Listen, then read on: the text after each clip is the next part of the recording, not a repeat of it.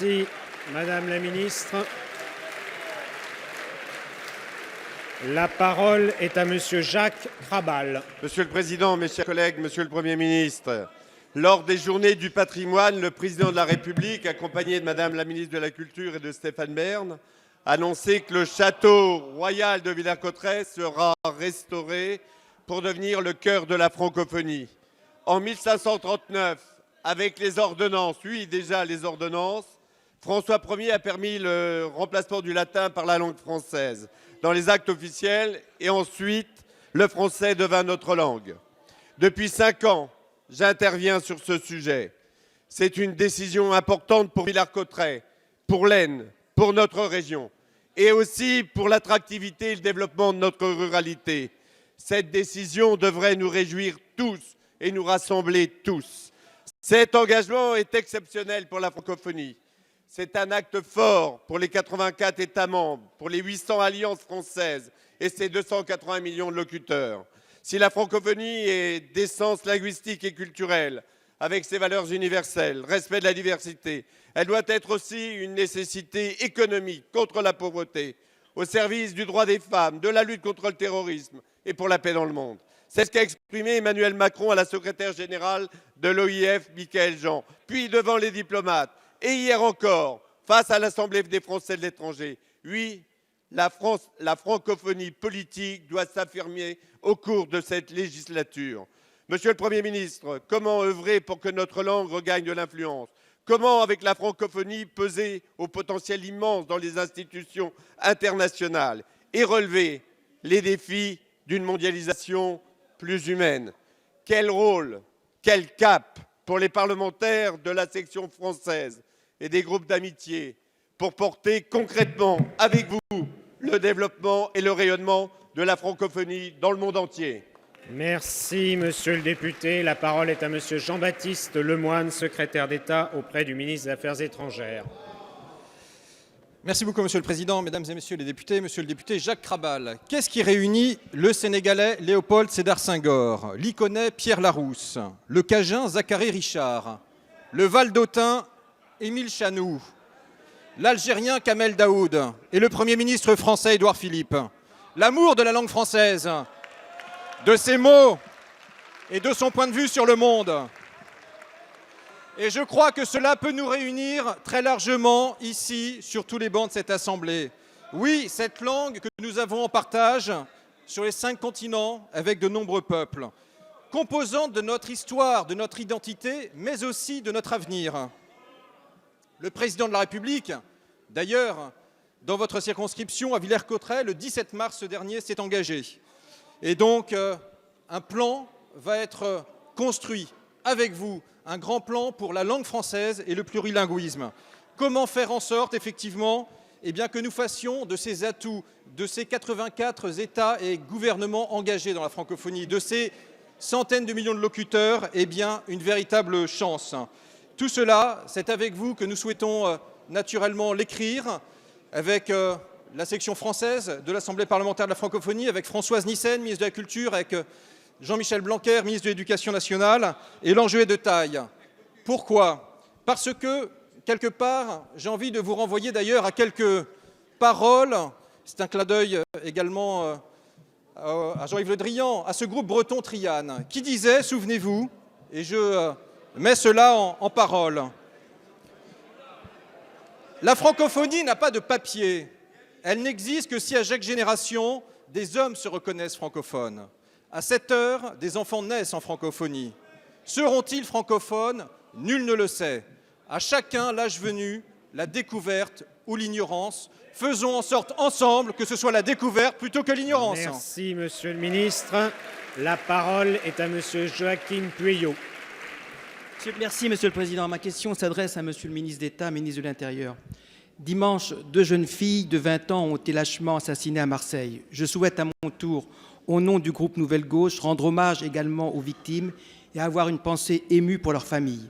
Je salue également le professionnalisme des forces de l'ordre et des militaires de l'opération Sentinelle. L'attaque à la gare Saint-Charles, revendiquée par l'organisation terroriste Daesh, et la découverte des explosifs dans un immeuble parisien démontrent une nouvelle fois que la menace terroriste est particulièrement élevée et que tout doit être mis en œuvre pour lutter contre cette menace et cette doctrine mortifère. Cet après-midi, nous devons nous prononcer sur le projet de loi relatif à la sécurité intérieure et à la lutte contre le terrorisme.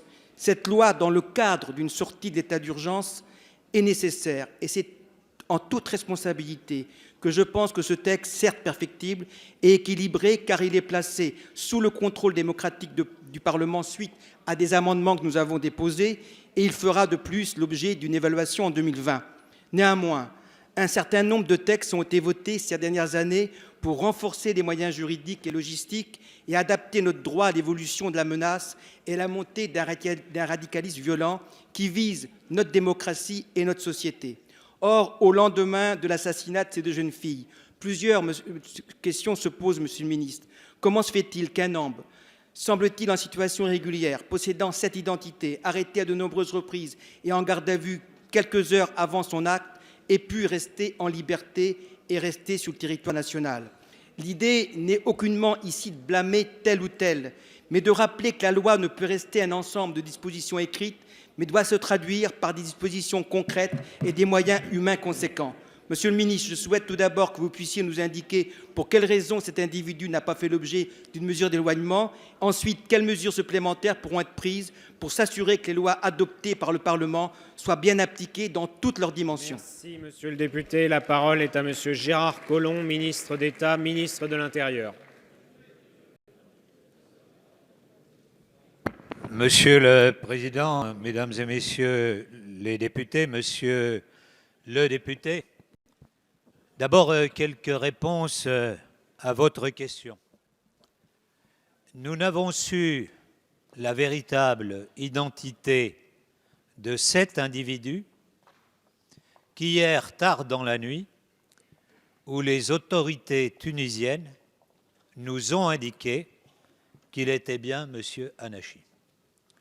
Tout au long de ces années, il avait emprunté, à la fois en France, dans les années 2005-2006, mais en même temps en Italie, les identités les plus variées, déclarant tantôt qu'il était marocain, qu'il était algérien, qu'il était tunisien.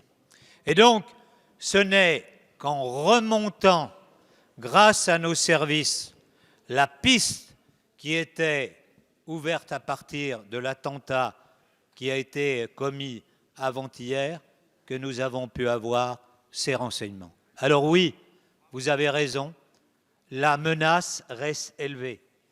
Et c'est pour cela que nous vous présentons un texte de loi qui nous permettra d'établir des périmètres de protection, qui nous permettra de fermer des lieux de culte où il y a radicalisation, qui nous permettra des mesures de surveillance, qui nous permettra des visites et saisies, et même qui nous permettra, article qui avait été contesté, un certain nombre de contrôles à la frontière, et on voit aujourd'hui comment ils sont nécessaires.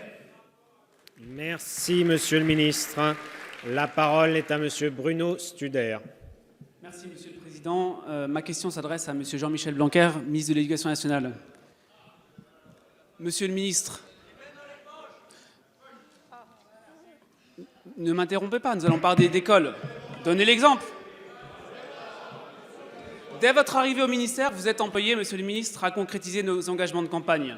Ainsi, vous avez su vaincre les scepticismes sur les territoires pour dédoubler partout les CP en REP+, dans 85% des cas, dans des classes séparées, dans 15% des cas avec des enseignants à 2 pour 24 élèves.